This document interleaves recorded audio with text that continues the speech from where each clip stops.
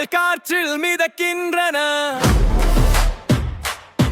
நம் ஆசைகள் கூட இழக்கின்றன.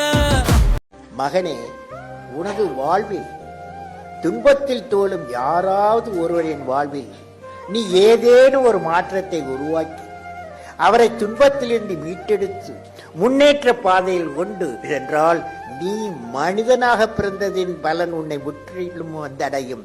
கடவுள் எப்பொழுது உனக்கு அருள் செய்வார். இந்த அறிவுரை இந்த பூமியில் பிறந்த எல்லா மக்களும் கடைப்பிடிக்க வேண்டிய முக்கியமான அறிவுரையாகும்.